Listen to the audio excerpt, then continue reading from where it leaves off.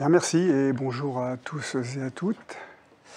Et donc, je vais aborder avec vous la décontamination de l'air des locaux de travail par les épurateurs à UVC, avec en gros deux parties. Une première partie avec plutôt des généralités sur les épurateurs d'air intérieur, unité mobile de filtration ou unité mobile d'épuration, puisque en l'occurrence là, il n'y aura pas de filtre.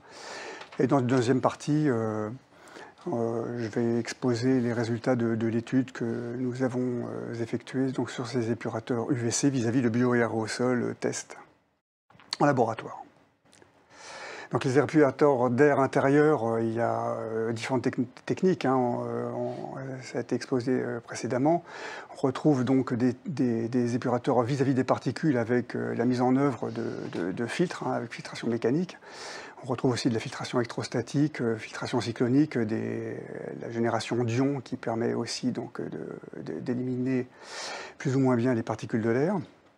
On a aussi donc des épurateurs qui vont traiter les composés gazeux par adsorption physique ou adsorption chimique, ou par d'autres techniques comme le plasma froid, la photocatalyse. Et l'objet de la présentation aujourd'hui, c'est effectivement nous intéresser aux bioaérosols et donc à leur élimination. Et il y a aussi donc plusieurs techniques qui peuvent les concerner. Donc la filtration mécanique, effectivement, l'ozonation, les plasmas froids, la photocatalyse. Mais ce qui va nous intéresser aujourd'hui, donc, c'est vraiment la mise en œuvre de rayonnement UVC germicide pour éliminer les micro-organismes de l'air. Alors bon, là, je répète des choses qui ont été déjà dites dans l'exposé précédent. Effectivement, donc on retrouve ces épurateurs d'air intérieur toujours en complément d'une ventilation qui assure le renouvellement d'air qui va se faire de manière mécanique ou par simple ouverture de fenêtre. Alors ça, c'est un point important parce qu'effectivement, ces épurateurs d'air intérieur vont avoir une fonction d'élimination des polluants, mais ils ne vont pas agir sur l'air neuf et notamment par exemple sur le taux de CO2. Alors, dans cette étude, on s'est intéressé à deux dispositifs d'épuration à lampe UVC germicide. Avec donc ces UVC germicides sont des rayonnements compris entre 100 et 280 nanomètres. Là, il y a le lambda de la longueur d'onde qui a disparu dans mon PowerPoint. Et effectivement, donc en fait, on utilise la plupart du temps des lampes à mercure qui ont un pic d'émission à 254 nanomètres qui est un pic germicide. Alors on distingue deux catégories d'appareils, donc les épurateurs avec un ventilateur intégré, qui donc sont intéressants parce qu'il n'y a pas d'émission lumineuse en dehors de l'appareil. Et donc en fait, comme vous voyez sur le petit schéma de droite, vous avez donc les lampes qui sont intégrées à l'intérieur de cet encofrement et avec un ventilateur qui va faire transiter le bioaérosol sur les lampes. Ce sont des appareils qui ne présentent aucun risque d'exposition optique, hein, ils appartiennent au groupe 0 de la norme et sont sans danger. On a testé un épurateur avec deux lampes de 60 watts, avec un débit d'air de 150 m3. Et une autre catégorie sont ces lampes ces lampes germicides qui n'intègrent pas de ventilateur et donc qui sont dangereux. Ce sont des systèmes qui sont dangereux, potentiellement dangereux, parce qu'effectivement l'émission lumineuse se fait à l'extérieur du système et donc ils appartiennent au groupe de risque 3 avec un risque élevé au niveau optique. Et on a testé une lampe de 25 watts dans le cadre de cette étude.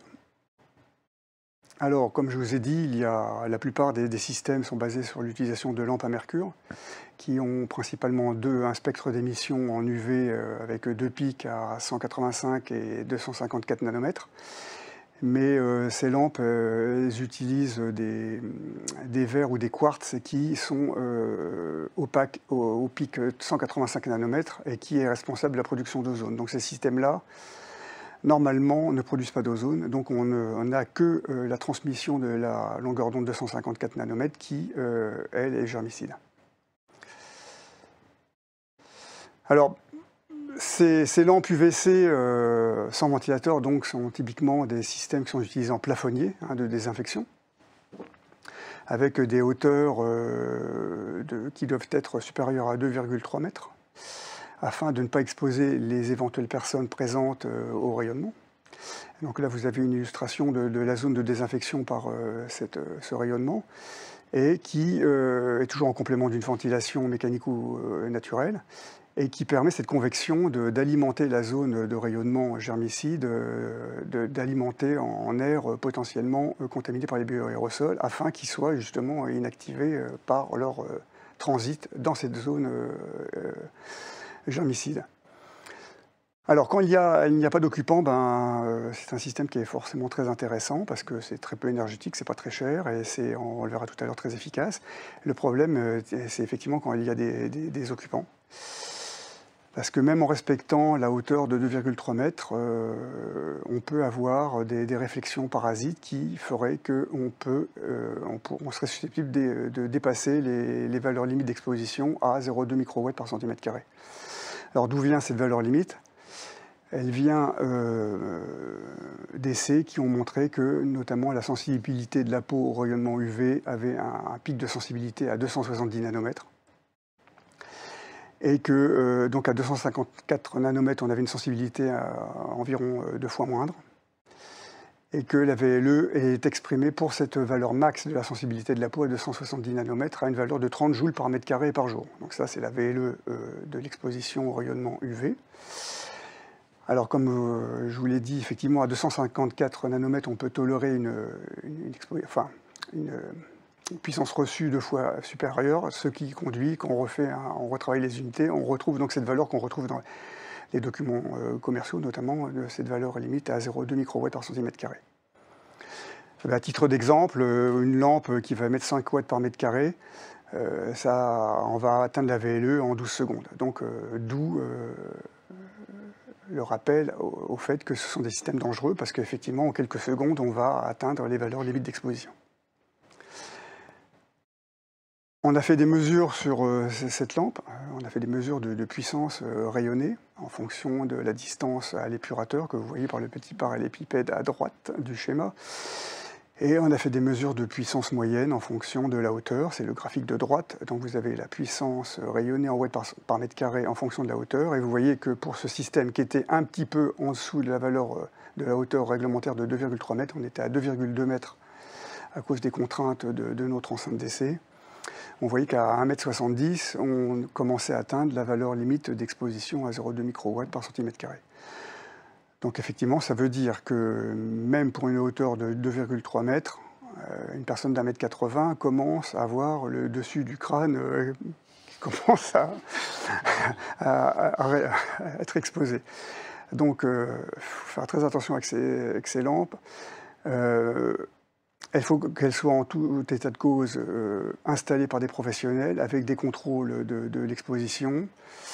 Mais en consultant mes collègues de l'INRS, ces systèmes ne seraient pas recommandés même d'une manière générale, à cause justement de ces problèmes d'exposition aux hauteurs limites dont je vous ai parlé.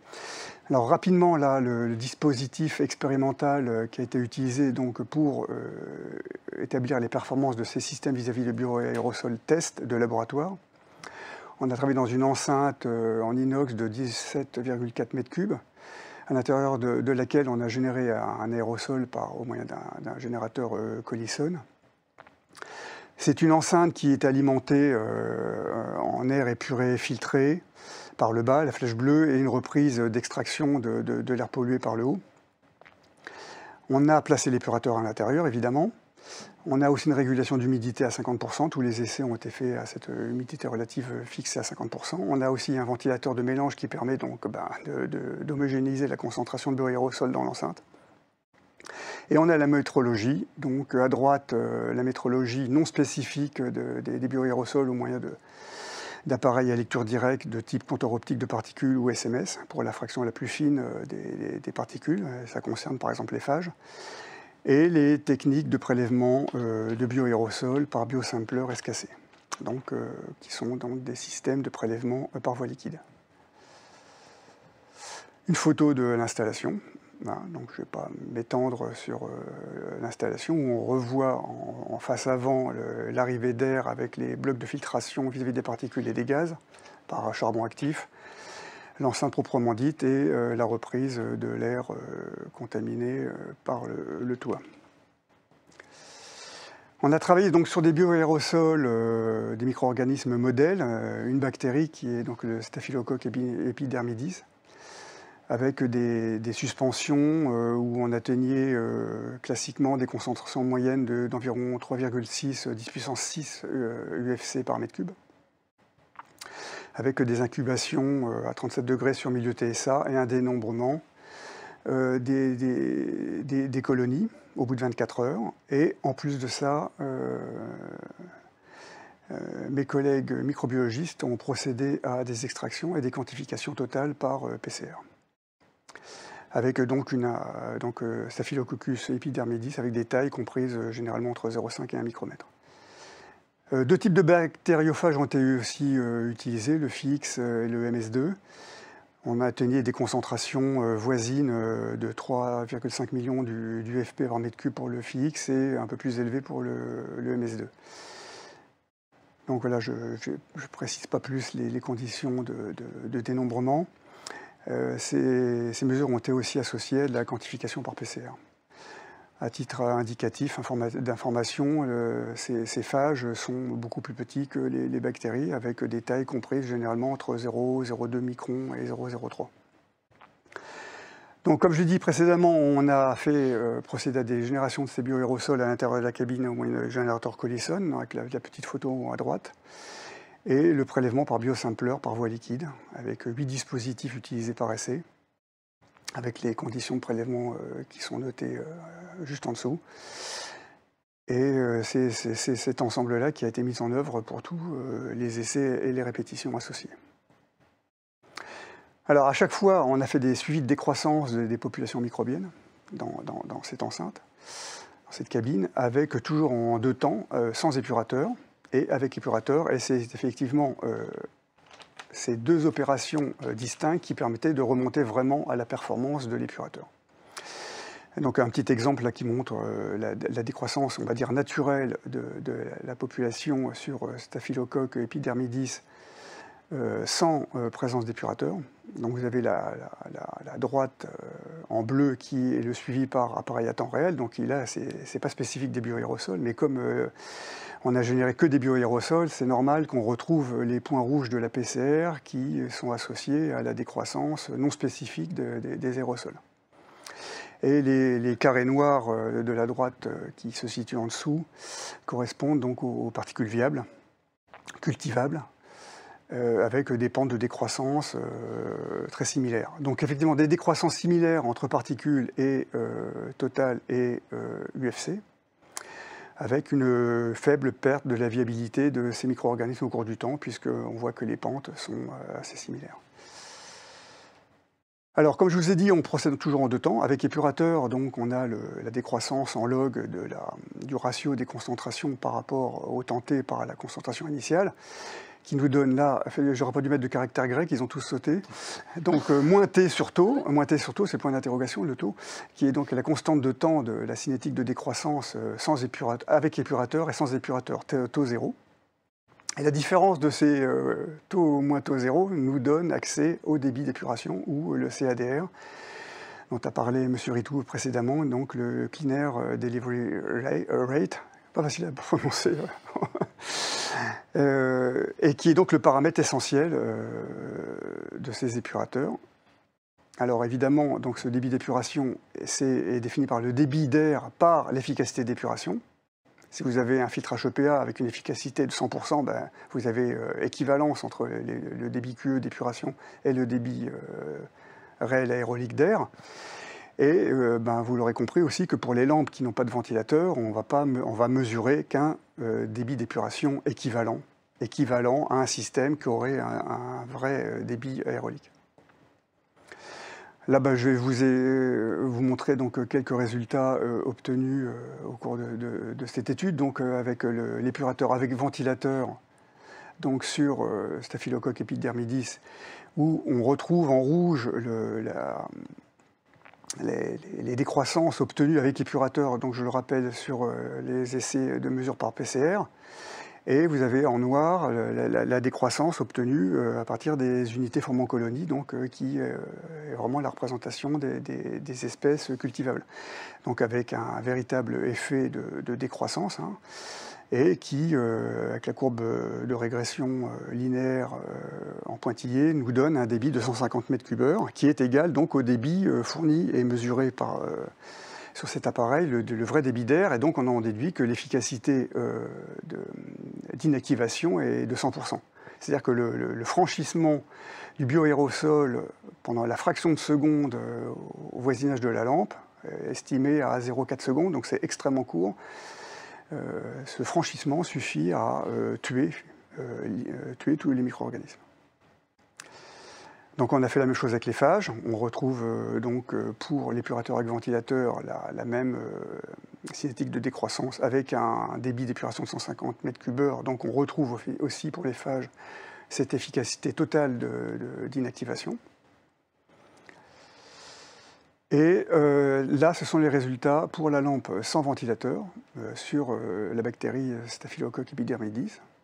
Donc on retrouve les courbes des points rouges donnés par la PCR, la courbe en bleu donnée par l'analyse non spécifique bioaérosol donnée par les appareils à comptage à temps réel.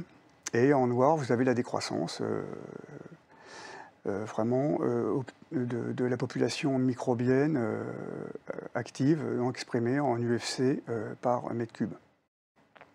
Et là, pour cet épurateur, donc pour cette lampe sans ventilateur, on obtient un débit d'épuration équivalent de 530 m³, qui est quand même très élevé. Ce qui montre effectivement l'efficacité qui peut être attendue de ces lampes UVC. Et donc je vais aller beaucoup plus rapidement, parce que le temps est compté.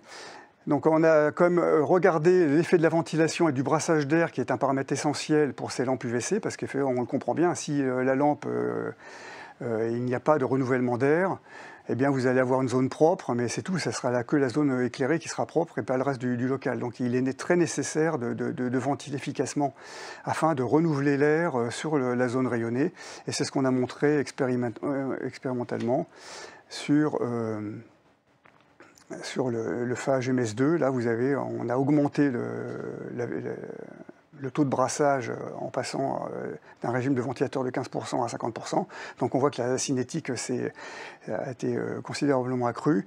Et on observe la même chose avec le FIX, où l'augmentation du brassage a conduit à une accélération de la cinétique de décontamination. Pardon. Donc là, je ne vais pas aborder les aspects modélisation, parce qu'on a fait une modélisation qui permet de corroborer ces mesures expérimentales, où on retrouve effectivement une augmentation de l'inactivation par augmentation du brassage, et à la fois sur MS2 et FIX. Donc ce qu'il faut retenir, c'est qu'effectivement, la vitesse de décontamination augmente avec le brassage de l'air, qui est un paramètre essentiel quand on utilise ces lampes UVC. Et là, comme le temps m'est compté, je suis trop bavard, vous pourrez retrouver cette diapo qui vous montre qu'effectivement, que cette modélisation elle est très dépendante d'un paramètre essentiel qui est le coefficient de sensibilité de l'espèce microbienne au rayonnement. C'est normal, hein, plus l'espèce est sensible au rayonnement, plus elle va décroître rapidement au cours du temps. Donc je passe rapidement. En conclusion, on a donc effectivement des dispositifs de décontamination efficaces vis-à-vis des bioaérosols tests. Les lampes plafonniers sont des systèmes qui offrent des décontaminations potentiellement importantes avec une faible consommation énergétique. Il faut qu'elles soient installées en zone bien ventilée, mais réside le problème de sécurité lié à l'exposition aux UV. Les épurateurs avec UV avec ventilateur, eux, ne présentent pas ce problème de sécurité. La décontamination est complètement dépendante du CADR de l'appareil, et en revanche, ils offrent des maintenances réduites sans contamination biologique interne. Et pour terminer, donc effectivement, un petit rappel pour dire que ce sont des systèmes qui ne sont uniquement efficaces que pour les bioaérosols et n'ont pas d'action sur les autres polluants, que ce soit les particules fines, les gaz et certainement les endotoxines, même si je n'ai pas creusé la question. Je vous remercie pour votre attention.